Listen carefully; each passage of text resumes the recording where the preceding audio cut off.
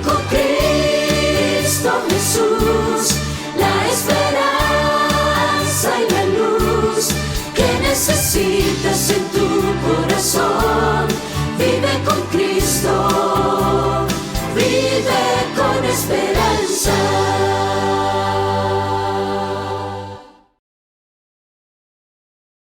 Con gran candor te damos una cordial bienvenida a este segmento de Descubra la Biblia, donde solemos abrir las Sagradas Escrituras y, por supuesto, tú ya lo sabes, descubrimos verdades para nuestros tiempos.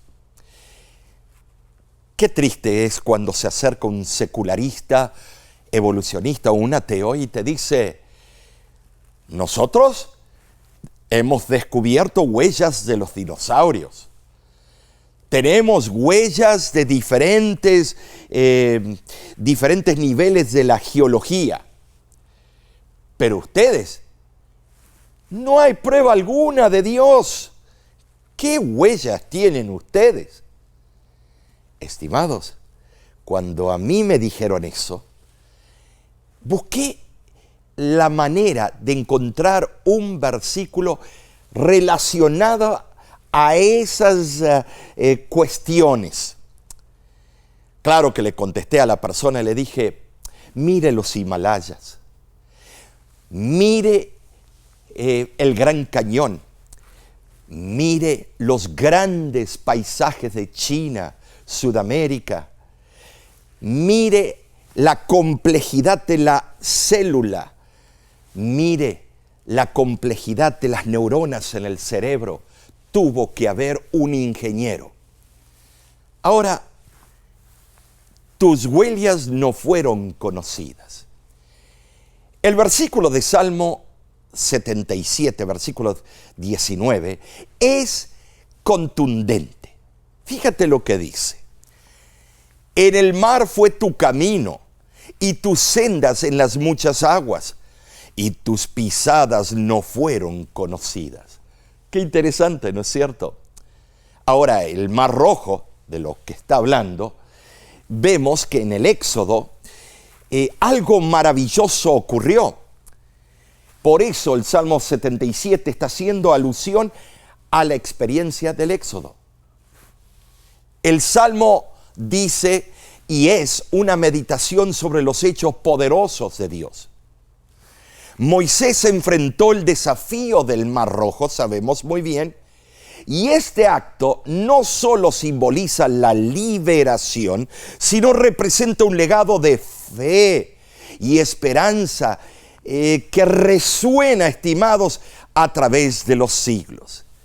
Qué hermosa experiencia habrá sido estar allí en persona, ver el Mar Rojo partiéndose en dos, estimados, desafiando las leyes de la física o tal vez leyes que todavía no conocemos en la ciencia moderna y que Dios ya las conoce porque Él las puso en un principio en el universo. Pero sea lo que sea, Dios caminó por el Mar Rojo, lo partió en dos, luego se volvió a cubrir de agua y nadie puede ver las huellas de Dios.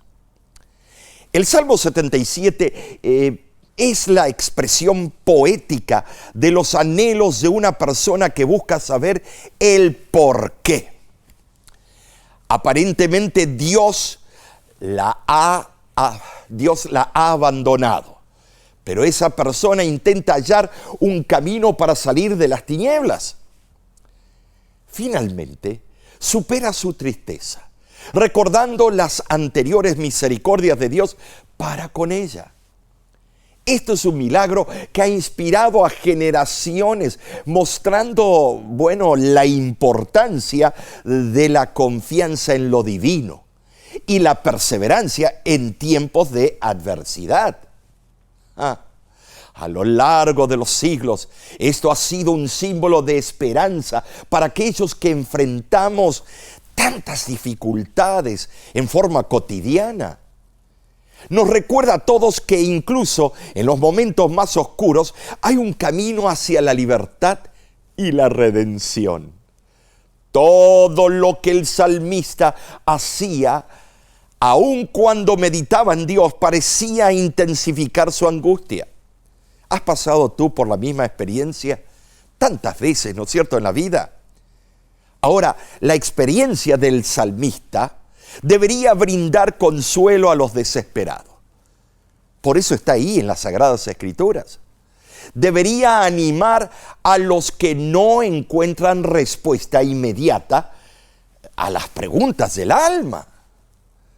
Notemos, cuanto más meditaba el salmista en el incomprensible proceder del gobierno divino, tanto más triste se sentía y más se inclinaba a la rebelión.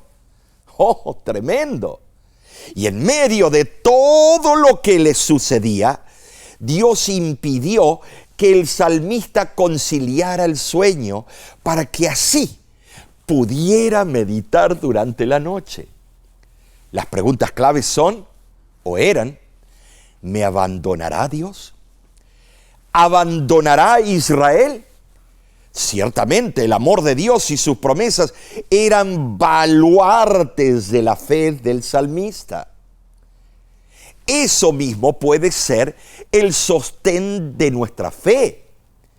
El salmista aparentemente pensaba que Dios había olvidado el principal atributo de su carácter, la misericordia. Asimismo, reconoció su incapacidad y su debilidad de espíritu para comprender los caminos de Dios. Pero en el versículo 11 del Salmo 77 vemos la transición entre la congoja y la recriminación. Y la esperanza y la confianza de la segunda parte del Salmo, bueno, ¿sabes? Aunque no comprendamos por completo, los caminos de Dios siempre son santos. Además son justos. Y además son rectos. ¡Ja!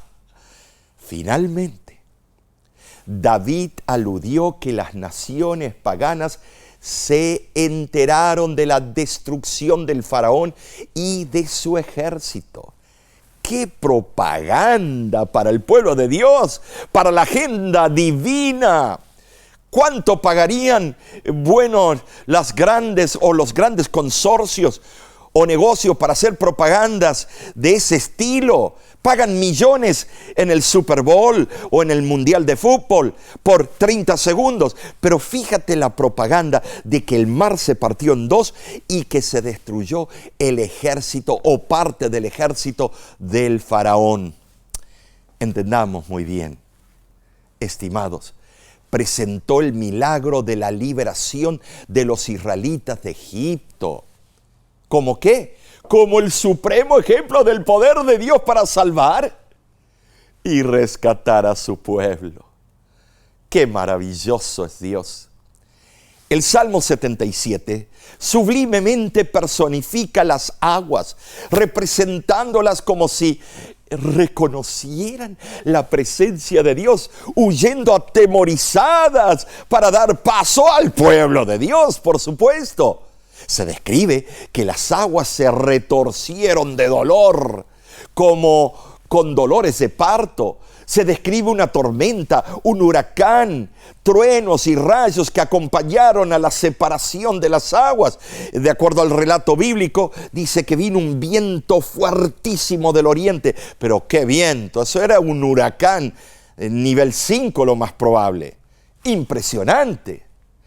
Ahora, ¿sabes? Aunque invisible, Dios estaba con su pueblo cuando cruzó por el lecho seco del mar. Dios siempre acompaña a sus hijos. Cuando estos le obedecen y los moradores de la tierra prometida oyeron acerca de ese acontecimiento y se aterrorizaron.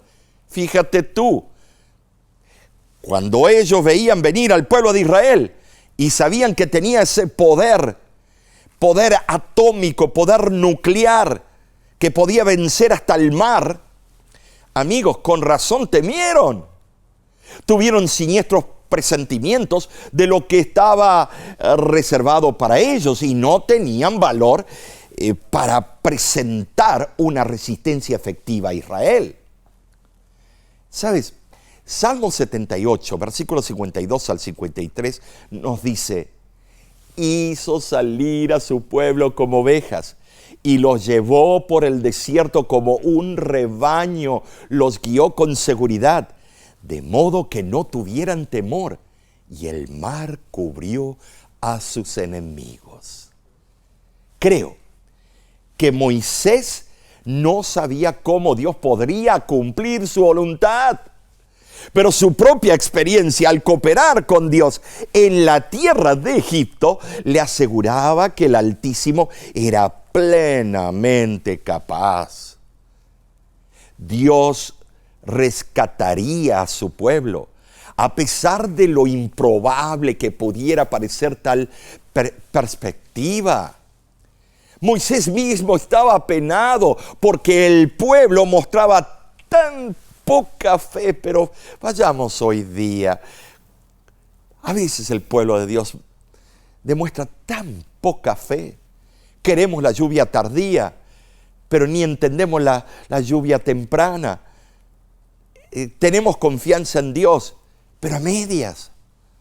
Oh, estimados, ahora, los israelitas no debían quedar inactivos mientras Dios efectuaba su liberación. Habían de avanzar y al hacerlo serían testigos del grandioso poder de Dios. Notemos, Dios podía haber dividido el Mar Rojo sin la ayuda de Moisés, si es que podemos llamar ayuda al hecho de alzar la vara, pero una vez más, Dios escogió obrar por medio de Moisés, a fin de que el pueblo confiara más plenamente en su jefe elegido. Cuando quiera y donde quiera sea posible, Dios siempre actúa en acuerdo con el principio de utilizar instrumentos humanos consagrados para realizar su obra en la tierra. Sin duda. Bueno, los egipcios ansiosamente anticipaban la recuperación de su tesoro perdido y planeaban una sangrienta represión para el que se resistiera a ser capturado. Teniendo en cuenta las circunstancias, la naturaleza cruel de los egipcios reaccionaría haciéndolos fríos y despiadados, estimados. Notemos algunos detalles que son importantes. Indudablemente los egipcios llegaron a la proximidad del campamento de los israelitas, pero se formó un impenetrable muro de neblina que avanzaba hacia el mar. La columna nebulosa se colocó entre los perseguidos y los perseguidores. Los egipcios fueron obligados a detenerse, así dice las Escrituras. Convencidos de que los hebreos no podrían escapar, ellos pospusieron el ataque hasta el día siguiente. La noche transcurrió aprisa, intensificando la impenetrable muralla de oscuridad proporcionada por la nube. Mientras tanto, del lado que daba a los israelitas, la columna presentaba la apariencia de una antorcha brillante. ¿Te imaginas, amigo? Esa columna alumbraba todo el campamento y hacía fácil que se prepararan para la marcha como si hubiera sido de día. Así, reunieron los rebaños, acomodaron la carga sobre los animales y las diversas tribus y familias se dispusieron a marchar. Tan solo esperaban la orden de partir. Oh, qué emocionante, qué acción. Películas de Hollywood no pueden igualar esta acción. Ahora, no sabemos la profundidad de las aguas en el sendero en seco. Tendríamos que haber tenido ahí una cinta de medir, pero sabemos que se formó como un valle, un semitúnel. Pero cuando los israelitas dejaron la orilla occidental del Mar Rojo, la nube los siguió. Eso permitió que los egipcios vieran que los hebreos habían escapado. Los egipcios se movieron inmediatamente a la orilla del mar y viendo que el pasaje, o sea que ese valle en seco todavía estaba seco, entraron rápidamente y avanzaron en ardiente persecución.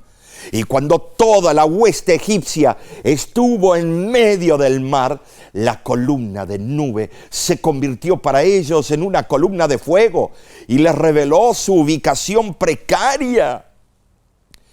Salmo 77, versículo 17 al 19, da una descripción de lo que sucedió en ese momento. Un súbito aguacero fue acompañado de relámpagos y truenos. Avanzando por el lecho del Mar Rojo, cuyas aguas amontonadas ahora podían ver a cada lado, los egipcios deben haber estado aterrorizados. Parecía una película de terror para ellos. Una película tal vez hecha por Stephen King, el famoso hombre que hace películas de horror. Para ellos era un horror. Todavía podían manejar sus carruajes, pero con gran dificultad. Esto implica que aunque se perdieron las ruedas de esos carruajes, no funcionaban debidamente. Los eventos fueron certeros. La oscuridad sobrenatural que al principio los había separado de los israelitas, la misteriosa apertura del sendero a través del mar, la fuerte tormenta con rayos y truenos y finalmente la marcha dificultosa hicieron que los egipcios comprendieran tardíamente el poder divino. El Dios de los hebreos estaba ayudando activamente a su pueblo, obstruyendo con eficacia el avance de sus enemigos. Convencidos de que no valía la pena perseverar en una misión tan condenada al fracaso, comenzaron su retirada. Entonces, Moisés otra vez extendió su vara sobre el mar y cesó de soplar el viento del este y las aguas volvieron a su lugar. Parece que el retorno de las aguas fue tanto el resultado de el soplar del viento, como lo había sido la apertura de un sendero. ¿Sabes? Sucedió que un fuerte viento, súbitamente comenzó a soplar en lugar del viento del este, apresurando así el proceso. Cuando los egipcios huían, fueron alcanzados por las olas embravecidas que se precipitaron de cada lado. Elena G. de White parece indicar que fue aniquilada la hueste entera de los egipcios. En Patriarcas y Profetas, página 291. Y Josefo, en sus libros de Antigüedades, confirmó que después que los israelitas cruzaron el mar, sopló un viento del oeste. Ese viento, ayudado por la corriente, llevó los cuerpos de los egipcios ahogados hasta la orilla oriental. En esa forma, de acuerdo con Josefo, Moisés obtuvo armas y corazas para los israelitas. Tremendos los detalles, ¿no es cierto? Al guiar a Israel a través del mar, Dios, estimados, tenía el propósito de fomentar en el corazón del pueblo reverencia, fe hacia Él. Siendo aún niños en la fe, los israelitas necesitaban de milagros y manifestaciones divinas. Creyeron por lo que habían visto. Pero notemos, Jesús pronunció una bendición sobre los que no vieron y creyeron. Juan capítulo 20, versículo 29, así lo afirma. Una fe que se apoya en lo que ve está lejos de ser perfecta. Amigo que me escuchas, si tú esperas creer por lo que ves, los ojos engañan. Cuidado. El factor fe es esencial, es la clave para un cristiano, es la clave para el pueblo de Dios en su éxodo hacia la tierra nueva.